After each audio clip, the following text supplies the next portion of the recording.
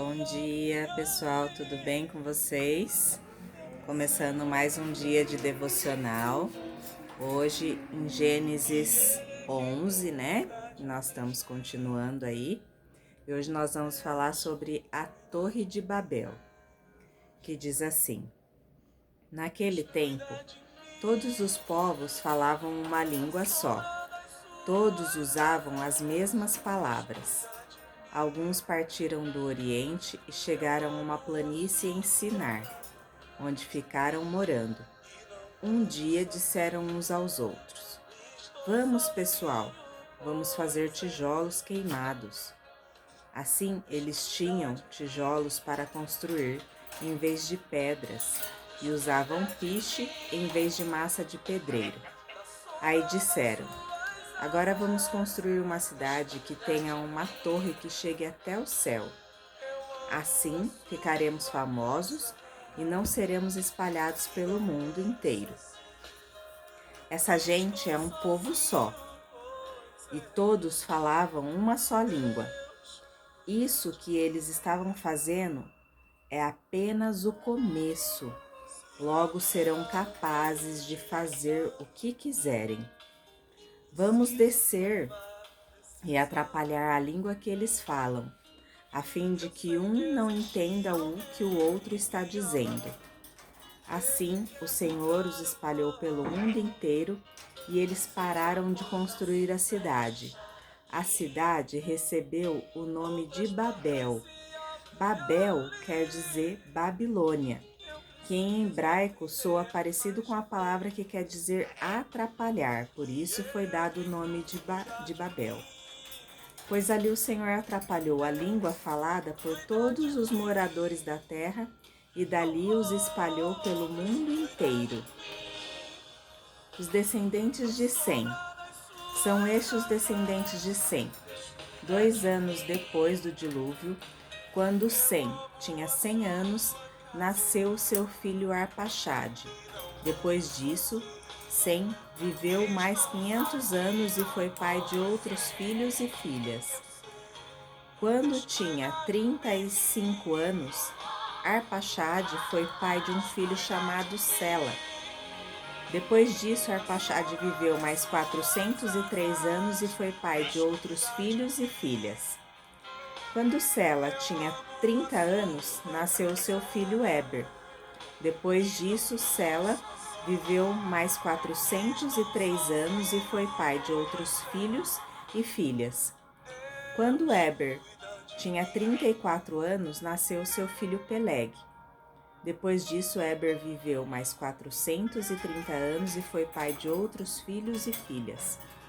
Quando tinha 30 anos, Peleg foi pai de um filho chamado Reu. Depois disso, Peleg viveu mais 209 anos e foi pai de outros filhos e filhas.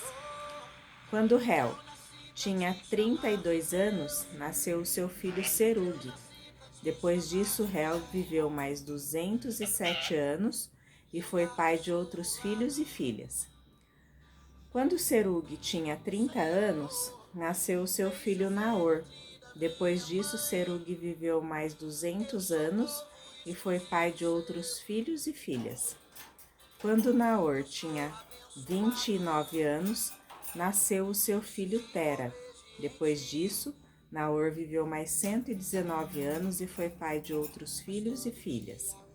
Depois que completou 70 anos de idade, Tera foi pai de 3 filhos, Abrão, Naor e Harã.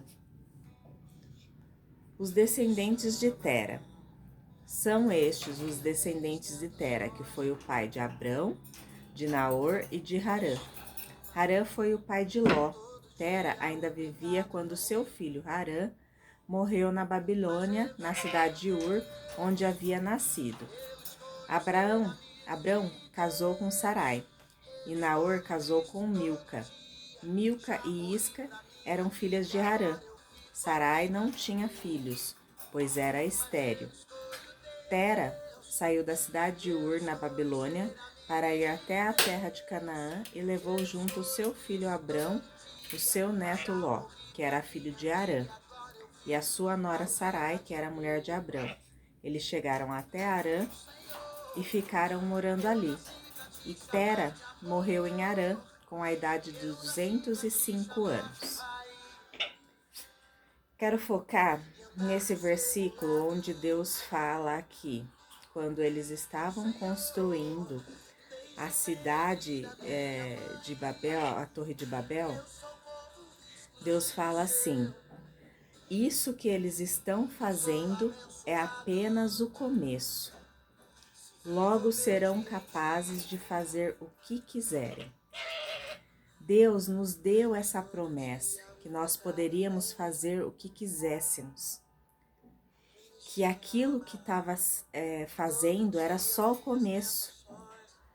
Que nós teríamos muito mais, que nós seríamos capazes de fazer muito mais. Hoje a gente é limitado, a gente fica somente em algo limitado e a gente não expande o nosso conhecimento, a gente não faz o nosso conhecimento crescer, a gente fica apenas em uma coisa só e não dá a continuidade certa que Deus quer que nós continuemos a fazer. Você tem em suas mãos o conhecimento. Você só tem que aplicar o seu conhecimento. Hoje nós precisamos ter a habilidade de fazer aquilo que Deus colocou em nosso coração para fazer. Se você hoje está com medo, está paralisado em algo que você deseja construir, peça a Deus para que Ele tire esse medo de você, para que Ele tire isso do seu coração e que você possa crescer. Com o seu conhecimento, você pode crescer muito mais. Você pode fazer o que você quiser, desde que seja dentro do âmbito do que Deus pretende para a sua vida. Claro que Deus não quer que você faça o mal, Deus não quer que você peque, Deus não quer que você reaja da forma errada. Você sabe o que é errado e o que é certo. Então faça acontecer sobre a sua vida o certo. Peça sabedoria a Deus, peça direcionamento para que você faça algo que você sabe que é correto. Você tem conhecimento. Se você não tem, busque. Existem hoje livros, existe hoje a Bíblia, que é um conhecimento maior do que a Bíblia. A Bíblia é um conhecimento grandioso, ali tem ferramentas grandiosas que Deus nos deu para que a gente possa praticar, para que a gente possa crescer.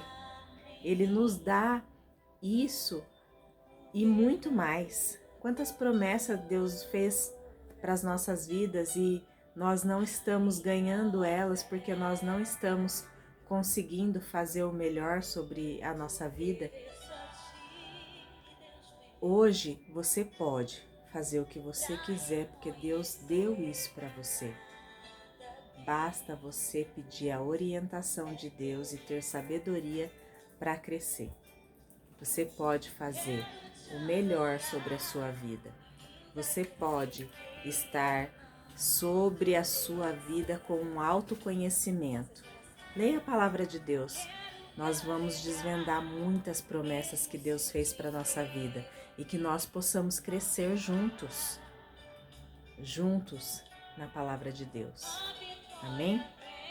Eu profetizo hoje sobre a sua vida um dia extraordinário e que você possa receber todas as bênçãos do Senhor sobre a sua vida. Desejo um ótimo dia, uma ótima quarta-feira, que seja abençoada em nome de Jesus. Um bom dia, até amanhã. Eu sei que tu és fiel, tu és fiel, Senhor. Eu sei que tu és fiel,